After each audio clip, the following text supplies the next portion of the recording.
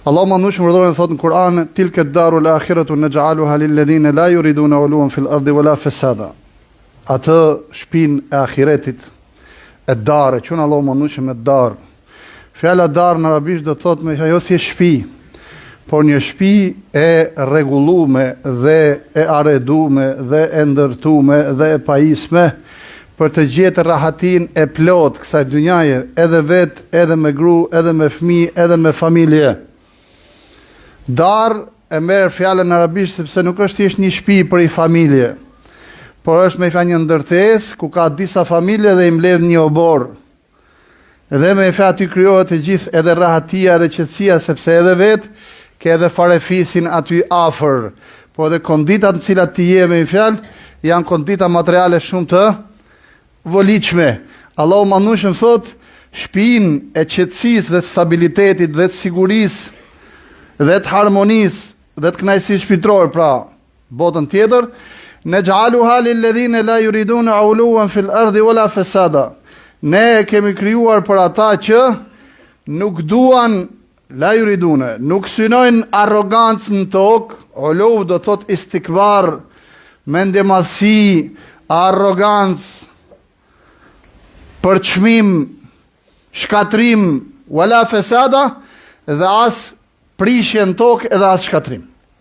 Gjithashtu thot Allahu manushëm, inne Firauna ala fil ard. Faraoni u bë arrogant në tokë. Wa ja'ala ahlaha shi'a, dhe i bëri banorët e tokës cop e qik, do me than i përçau, dikë e futi në burg, dikë e sklavroi, dikë e surgjinosi, dikë e masakroi, dikë e vrau, ja'alahum shi'a. Me fjalë i coptoi, i bëri pjesë dhe i bëri deg. Do me than nuk i la rahat me jetu ashtu siç duhet. Dhe siç ka hije. Yastad'ifu ta'ifatan minhum, një pjesë e sklavroi. Yudhabbihu abna'ahum, bijtë e tyre pra meshkujt i therte. Wa yastahyi nisa'ahum, dhe gratë e tyre apo femrat e tyre i linë të gjalla. Innahu kana min al-mufsidin. Me të vërtet ai me të vërtet ishte shkatrimtar i madh në tokë. Ishte shkatrimtar i madh në tokë. Ndalemi pak tek ajeti i parë. Synimi i ekzistencës tonë kush është? Është xheneti. Dhe ne e dim kush thot la ilaha illallah Muhammed Rasulullah shkon në xhennet. Dhe këtu natyrisht na paraqitet rruga shumë e shkurtë. Mirë po, një nga kërkesat madhore të fjalës la ilaha illallah, do të thonë fjala la ilaha illallah na fut në xhennet me i kusht nëse ajo shkakton brenda nesh modestin. Nëse ajo ne kemi shijuar nëpërmjet fjalës la ilaha illallah, atë që thot Allahu manushëm në Kur'an, wa ibadur rahmani alladhina yamshuna 'ala al-ardi hauna. Robët e Allahut manush janë ata që ecin tokë me çfarë? Me modesti. Do të thonë ecin tokë me kam tokë, me modesti. Wa idha khatabahum al-jahiluna qalu salama, dhe kur jahilat ju bin qaf, ata thanë selam. Do të thonë shohin qëllimin e vet, kanë parimet e veta, gjithmonë janë aty ku ka thënë Zoti. Sahabët e pejgamberit alayhis salatu wassalam, fryti i parë që shijuan nga fjala la ilaha illallah, ose një nga frutet e para kush ishte? Ishte krenaria. Sepse kuptuan se kjo botë është krijesa e Allahut mëndueshëm. Elhamdulillahi rabbil alamin, falënderimi takon Allahut Zotit gjithë botrave. Dhe ai i cili është i lidhur me të, ai ka arrit gradat më të larta të kujt? Krenarisë. Me po njëkohësisht kjo fjalë tek ta çfarë kultivoi edhe kë? Edhe modestin. Pse? Sepse e kuptuan, o xhamat, se përderisa Allahu mëndueshëm ka botrat në dorë dhe gjithçka e ka në dorë ai, sa do të shkosh dhe kudo që të shkosh, sa do të lartësohesh, ti nuk je gjë tjetër përveç se një grimc e vogël fi mulkillah në pushtetin e Allahut mëndueshëm. Dhe prandaj kudo që shkonin, dini se kur e përdornin krenarin dhe kur e përdornin modestin. I thot Allahu mëndueshëm pejgamberit sa sem, waqfid janahaka liman ittaba'aka min al-mu'minin. Shtrije krahun e mëshirës dhe të modestisë për ata që të kanë pasur prej robëve besimtarë. Po ndaj qafirave arrogant, edhilletin alel mu'minin e izzetin alel kafirin. Pra të nështruar ndaj besimtarëve dhe krenar ndaj kujt? Ndaj arrogantëve. Pra edhe kudo që shkonin, nuk silleshin me arrogancë, silleshin me çfarë? me krenari. Mi po pse jo me arrogancë dhe me krenari? Ku është ndryshimi? Sepse arroganca është e shoqëruar me çfarë? Fryti i arrogancës kush është? Fryti i arrogancës është shkatrimi. Çfarë thot për faraonin? Inna faraona ala fil ard. Faraoni u bë arrogant në tokë. Në fund ai e tij, innahu kana min al-mufsidin. Ai ishte shkatrimtar. Pra pjella e arrogancës është kush? Shkatrimi në tokë. Dhe format e shkatrimit, siç bëri faraoni. Diku e sklavronte, diku e robronte, diku e vriste, diku e linde gjallë. Mendonte se tashmë ai është far Zot. Njeriu nuk bëhet arrogant, shkatrimtar vetëm se pasi kalon në atë gradë që i thot vetes vetë far Zot. Dhe Allah më nëshëm, jo më kot na jep me detaje këtë përshkrim, kaq me pra na flet më fjalë për karakterin e faraonit.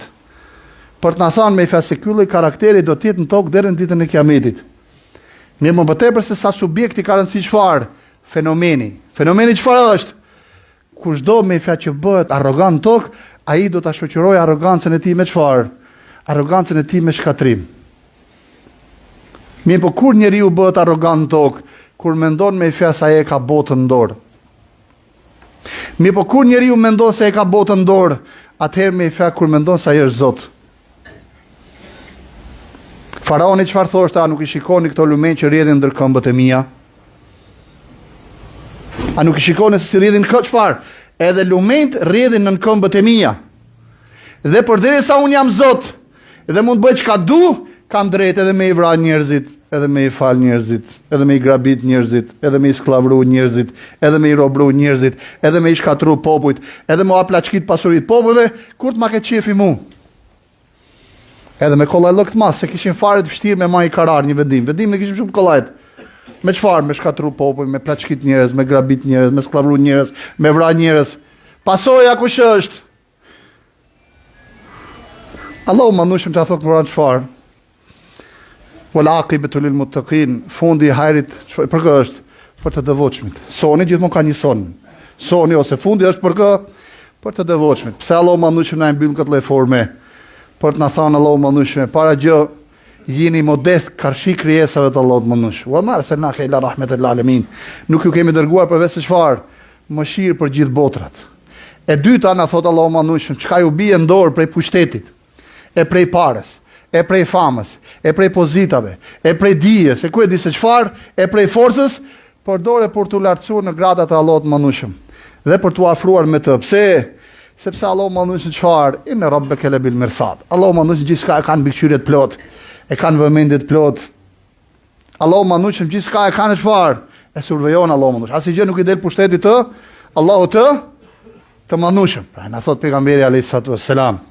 Pa shikon çfarë mënyre e korrigjon ose e kuron çështën e arrogancës dhe mendje masis. Men kana fi qalbihi mithqalu dharratin min kibr lam yadhuq ta'am al-jannah. Ai që ka në zemrën e tij qoftë edhe një grimcë me mallësi, nuk e shijon shijen e xhenetit. Një grimcë me mallësi, një grimcë me mallësi. Çfarë tregon kjo në vetvete? Për ta kuptuar me sepse gjithë ky ndëshkim ktheu tek ajo që ka bëri faraoni për shkak të menemallësisë. Pra përfituro me fjalë se ku e çon njeriu në menemallësia, në çfarë shkatrimi në tokë edhe në dynja, për ta kuptuar pse gjithë ky ndëshkim po menemallësinë. Dhe për çfarë? Po një grimës menemallësia, mos e një musliman duhet të jetë pak, jo musliman duhet të jetë me kokë ulur. Karshi zullumit me kryet lart. Karshi horrit duhet me mbajt kryet lart. Karshi atij me fjalë që do me kalu kufit, duhet me mbajt kryet lart. Madje Allahu manushim thot me fjalë, fjala e keqe nuk lejohet asnjëherë, përveç se atij që e bën hak me fjalë, se nuk merr vesh ndryshe, deri këtu. Por në asën muslimani çfarë është? Është kokulur. Asë muslimani është kokulur, është modest. Dhe kjo është nga frytat kryesore të fjalës la ilaha illallah. Se si shtam pak më sipër, në momentin që themi la ilaha illallah, pranojmë që Allahu manushëm është pronari i gjithë botrave dhe krijuesi i tyre, dhe asgjë nuk ndodh botë përveç se me lejen e tij. Kjo lloj bindje natyrshëm reflekton në sjellje. Natyrshëm reflekton në sjellje. Për të na thënë Allahu manushëm në momentin që zemrën tënde e prek diçka prej mendje masis, me njëherë kujto fenomenin faraon, sepse sa po ke hynë rrugën e kujt, e arrogancës që shkakton shkatrimin faqet dheut. Edhe arroganca ka si kopil të vetin qfarë, edhe pa përgjithshmërinë. Shkatrohet dynjaja, mbytet dynjaja, digjet dynjaja, sikur s'ka ndodhur si që. Dhe me i rast me fjalë Zotu va kompensoft aty ne, vëllezërit dhe motra me që u dogjën dyqanet, ishte vetë e dhimbshme. Është shumë e dhimbshme. Allah e boft mirë. Inshallah ka qenë aksident me fjalë, gjithsesi gjem rastin të lutemi për ta që Zoti ua kompensoj.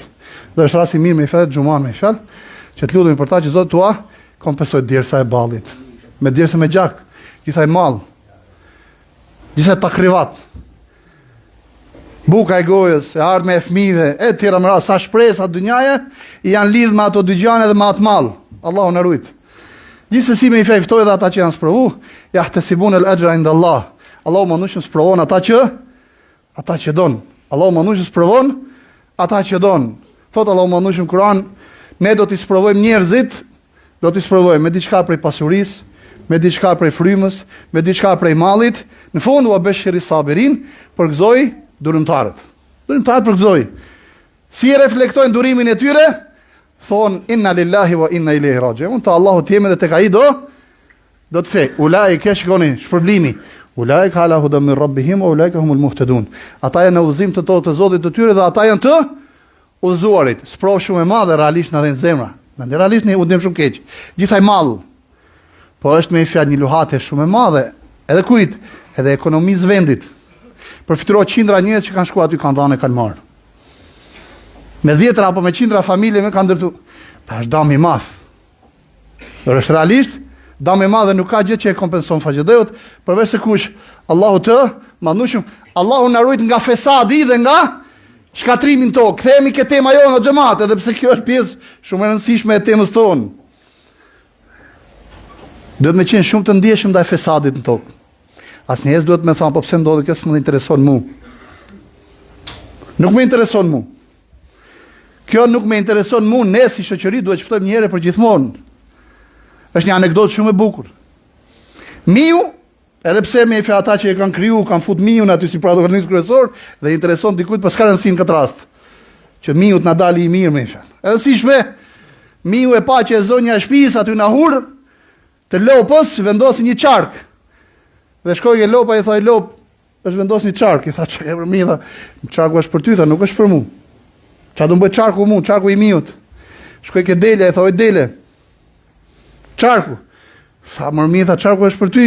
Oj pul, tha, çarku. Çarku. Pula tha, unë jam këtu nalt. Në mur, çarku është për ty. Një ditë, duke mjell lopën e zonja e shtëpisë, dëgjoi trokitin e kujt të çarkut. Dhe mendoj se është kap miu dhe me gëzim shkoi ke çarku aty kishte ra gjarpri. E kafshoi zonjën në dorë. U helmu zonja, e çon në spital. I tha miku duhet me, i dhan lang mishi që ta luftoj helmin. Shkoi theri pulën. U smu shumë ajo, duhet me i dhan ushqim, theri delën. Vdiq, duhet me ja bë mortin. Theri kë lopën. Piknisja, pa përgjithshmëria. Një zjarr që bie me një katon në xhamat është i rrezikuar gjithë katundi. Gjithë katundi. Dhe në një shoqëri që kultivohet pa përgjithshmëria, e gjithë shoqëria është e rrezikuar. Dhe realisht kurim dhe meditojmë, ndjekim edhe në terren, edhe në realitet, edhe nëpërmjet mediave, momenti saktuar është e frikshme o xhamat. Si është e mundur kjo pa përgjithshmëri me fjalë. Tu jap një shembull shumë thjesht. Ke pallati që ishëm shkova sot ke ardhmëria, ke puna, ishte pronari ose më drejt administratori, pallati vetëm shfrytej, i them, çka ke mërmet? Thotë u bë me një orë gjys që e ka lanë makinën më këtu në hyjme të pallatit, ke garazhi. Gjithë njerëzit hinë dalin aty. Ishte bloku dynjaja. Edhe poria duke qesh, më thot Muhamedi administrator pallatit, sabato po pse po qesh? Thash me fjalë qesh se s'kam zgjidhje tjetër. Qesh nga papërgjithshmëria e madhe. Një orë gjys makina aty plot me fjalë bllokohet gjithë dynjaja. Dhe kur vjen me fjalë ajo zonja, kishte rastizon, do kisha dashur që kishte rastis, zotri. Thot po ku ishe? Po jo isha këtu ke zyra, thot jam në punë. Jam punë? E le makinën aty, bllokohet dynjan, jam punë. E kur shkoj me i futëm ke lagja ndarë dhe në përgjithësi bie me shku, në mes natës me herë pas herë në shtëpi, shikoj me fjalë makina nga të katër anët blloku dynjaja dhe them me vetëm mos thash Zotit na bie na zjarr, se s'ka ka hyrë me fjalë kush, edhe ambulanca, edhe çfarë, edhe zjarr fiksja, me të drejtë themi, po s'ka parkingje ku e di se çfarë. Në shumë raste duhet me e zgjidh edhe vetë o xhamat, kur shohim se ata që duhet me e zgjidh janë të papërgjithshëm. Allahu na ruaj nga ky fenomen, se nuk është i mirë. Realisht me fjalë nuk është i mirë.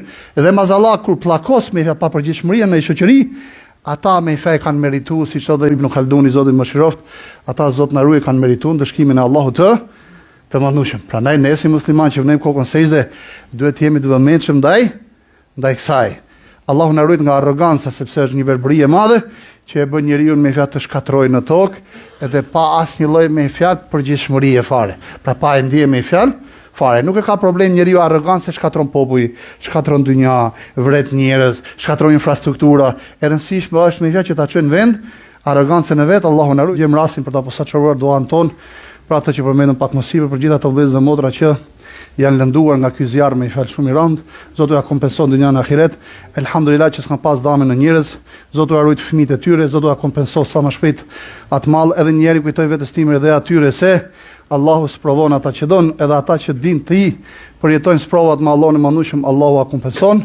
Shumë fish, le të shikojmë përpara dhe mos qajnë shumë me fjalë ndaj sprovat. Njeriu i fortë nuk merret shumë me atë çka ka ngjarë. Nuk merret shumë me të shkuarën. Në shumë raste, shumë sprova janë mundësi e madhe për një fillim të ri edhe më të fortë.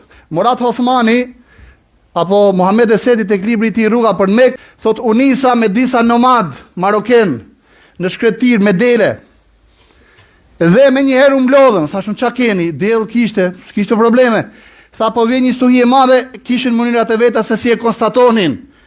U mblodhën në hijen e një dune, pra një dune. Erdhi stuhia. Për disa orë me fjalë ne nuk shifshim njëri tjetrin, u largu stuhia. Kur u ngritëm, më çuditi shumë sa fakti se me shumë qetësi, të patremun fare. Kur pash ta hodha syt në tufë, ajo tufa kishte 5000 dele, mbi 60-70% të tufës deleve ishte shkatruar krejt. E u çudita shumë sa. Sepse çfarë? As vajtun, as qan, as ulërun, as kujt di se çfarë, edhe pse qami është pjesë e natyrës njerëzore, filluan të i numëru dele që kishin ngel hala gjallë. Dhe thanë fund çfarë? Elhamdulillah, pas ka ngel sa për ta rifilluar prap. Edhe me gjithmonë që ai që do me rifillu prap me Zotin, gjithsesi kthehet ke Zoti, Allahu mandushi më jep me fjalë pa fund. Pse kompensimi i Zotit është pa fund. Inna ma yuwaffa as-sabiruna ajrahum bighayri hisab.